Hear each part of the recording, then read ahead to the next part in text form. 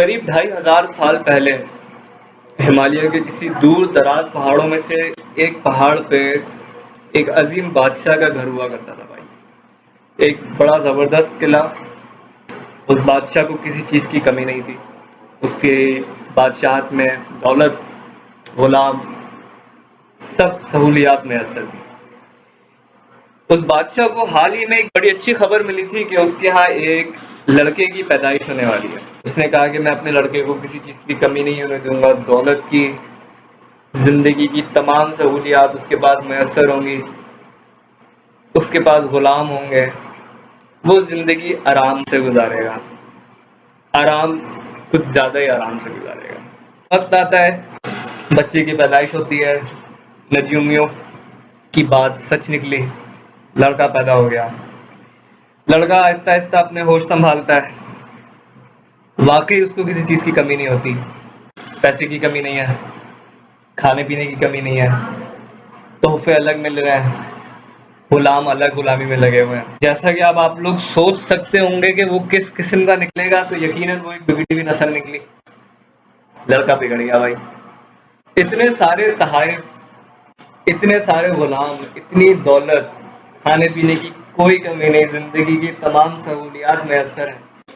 उसके बावजूद भी लड़का अपने आप में ही मुकम्मल महसूस नहीं कर रहा। उसके बाप ने उस लड़के की पैदाइश से पहले ही किले के चारों तरफ एक बड़ी दीवार कायम करवा दी थी, ताकि लड़के का बाहर की दुनिया से कोई लेना देना बाकी ना रहे। बाहर की दुनिया यकीनन गुर्बत, अफलास में घिरी हुई, वो अछूत रहे, मिले नहीं कभी। लेकिन लड़का आहिस्ता आहिस्ता जब इस बात को रियलाइज करना शुरू होता है कि यार सारी चीजें मेरे पास मैसर हैं, लेकिन आज तक मैंने कभी उस दीवार को फलांग के नहीं देखा, उस दीवार के पार क्या है। अब लड़का ठहरा बिगड़ी हुई नस्ल, कूद गया एक रात को, गुलामों को बताया लगा, देखता है जिंदगी में पहली बार किसी को बेघर देखा, जिंदगी में किसी को पहली बार बीमारियों में घिरे हुए देखा, जिंदगी में किसी को पहली बार मरते हुए देखा। ये सब देखना उसके लिए सिर्फ ऐसा था कि जैसे तोपें चलती हुई उसने देख ली और वो भागा उल्टे कदमों और घर आ जाता है। अपने किले वापस पहुंचा। अब सोच रहा है ये क्या देख लिया। अपने सारा इल्जामों को उठा के बाप पे लगा दिया। तुमने मुझे अमीरी की आदत लगवाई है और तुम्हारी वजह से ही मैं इस हालत में पहुंचा हूं कि मैं कभी भी बाहर की दुनिया से ताल्लुक नहीं रख पाया, और जो कुछ हो रहा है मेरे साथ वो तुम्हारी वजह से हो रहा है। सही है भाई, बाप सह गया। बादशाह था वक्त का, बच्चे की बात थी, सह गया। बच्चा आहिस्ता आहिस्ता इस बारे में सोचता है कि अब क्या करना चाहिए भाई। यहाँ पे रहना तो अजाब हो चुका है, जिंदगी अजाब हो गई है इधर। अब यहाँ से निकलना चाहिए। अब किले से बाहर जिंदगी कैसी है उसको देखना पड़ेगा। अमीरी ने मुझे बिगाड़ के रख दिया है, अब गरीबी ट्राई करते हैं। अपने बाप की तरह इसके पास भी बड़े जबरदस्त आइडियाज थे भाई। और आइडिया ये थे कि बस बाहर जाके किसी भी सड़क पे लेट जाऊंगा और घटिया से घटिया जिंदगी गुजारूंगा। कबाड़ पे सोऊंगा, कबाड़ पे उठूंगा, कचरा खाऊंगा, लेकिन घर नहीं आऊंगा। दिन गुजरते रहे, रातें गुजरती रही, पूछने कोई नहीं आया, देखने कोई नहीं आया। अब शहजादे साहब भी लग गई। उसने देखा कि अमीरी में मुझे चैन नहीं था और अब मुझे गरीबी में भी चैन नहीं आ रहा। अब मेरे पास खाने को कुछ नहीं है, अब मेरे पास पहनने को ढंग के कपड़े नहीं है, फटे हुए कपड़े हैं, रहने के लिए घर नहीं है, गुलाम मेरी खिदमत में नहीं लगे हुए, अब भी मुझे मसले हैं। यानी इन शॉर्ट शहजादे साहब की लग गई, कोई आइडिया काम नहीं करा। अब उन्होंने कहा चलो भाई, नहाए धोए, कपड़े बदले, जाके बैठे एक पीपल के दरख्त के नीचे और अब किसी नई चीज के बारे में सोचा जा रहा है। जब तक कोई नई चीज दिमाग में नहीं आएगी तब तक मैं इस दरख्त के नीचे से नहीं लूंगा। किसी तरीके से बायोलॉजी के हिसाब से तो मुमकिन नहीं है, लेकिन चलो मान लेते हैं उस शख्स ने बैठे बैठे वहां पे 49 डेज, 49 दिन गुजार लिए। 49वें दिन जब वो उठता है उस जगह से, तो उसके पास काफ़ी ज़बरदस्त फ़िलॉसफीज़ मौजूद हैं, जिनमें से एक ये कहती है कि गरीब इंसान इसलिए परेशान है क्योंकि वो गरीब है, अमीर इंसान इसलिए परेशान है क्योंकि वो अमीर है। गरीबी की परेशानियाँ अलग हैं, अमीरी की परेशानियाँ अलग हैं।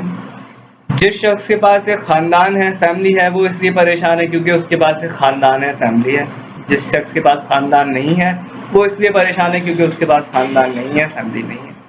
कई साल बाद ये शख्स अपने फ़लसफ़े को दुनिया तक पहुँचाता है। मैं बात कर रहा हूँ बुद्धा की, गौतम बुद्ध।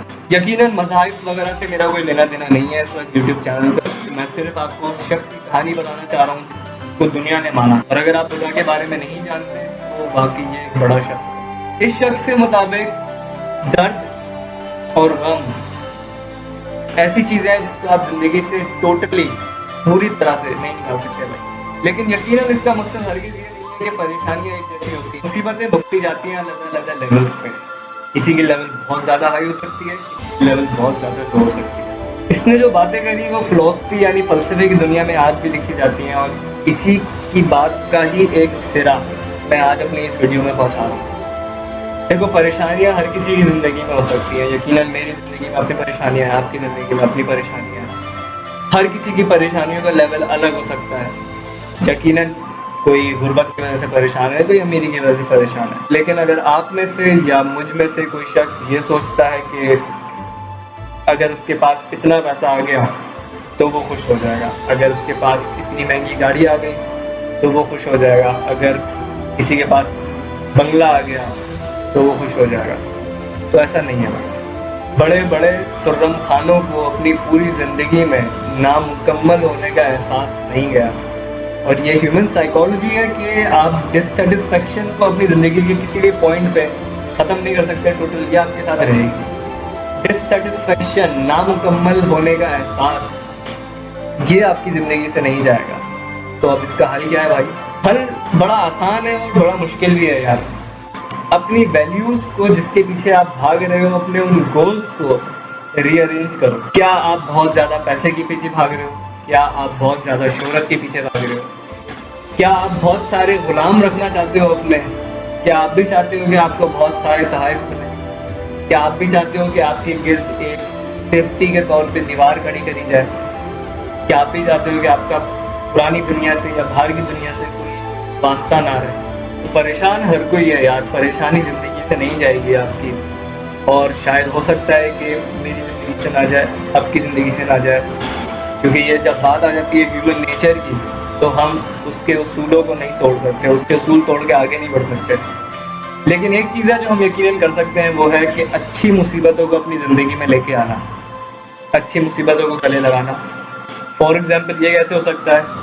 अगर मैं अपने आप को बेहतर करना चाहता हूँ तो यकीनन इसकी कोई ना कोई कीमत अदा करनी पड़ेगी मुझे। मैं अगर अपनी फ़िटनेस बेहतर करना चाहता हूँ तो यकीनन मैं एक जिम जॉइन करूँगा। अब जिम जॉइन करने की सबसे पहली कीमत क्या अदा करनी है मुझे? Monthly fees, advance fees. उसके बाद मुझे टाइम निकालना है जिम जाने का, फिर मुशक्क़त करनी है, मेहनत करनी है, दर्द को सहना है। तो ये उसका प्राइस है जिस चीज़ की मैंने डिमांड करी है। मुसीबतें अब भी आ रही हैं, लेकिन अब मैंने इन मुसीबतों को अपनी ज़िंदगी में बुलाया है। मैंने खुद चूज़ किया इन प्रॉब्लम्स को। लेकिन बहुत सारी प्रॉब्लम्स वाली ऐसी भी होती हैं कि जहाँ पे आप चूज़ नहीं करते उन प्रॉब्लम्स को, प्रॉब्लम्स आपकी ज़िंदगी में आ जाती हैं। तो यार, अब उन प्रॉब्लम्स को आपने बिल्कुल सही डिफ़ाइन किया है। उन प्रॉब्लम्स का हम कुछ नहीं कर सकते, वो आपकी ज़िंदगी में आ जाती हैं और ये आपका काम है, आप उनसे किस तरह से डील करते हो। ये आपका काम नहीं है, असल में ये आपकी रिस्पॉन्सिबिलिटी है। ज़िंदगी आपकी है, मुसीबतों को भगाना आपकी ज़िम्मेदारी है अपनी ज़िंदगी से। अच्छा लगे बुरा लगे, ज़िंदगी हर किसी की तकरीबन एक जैसी होती है।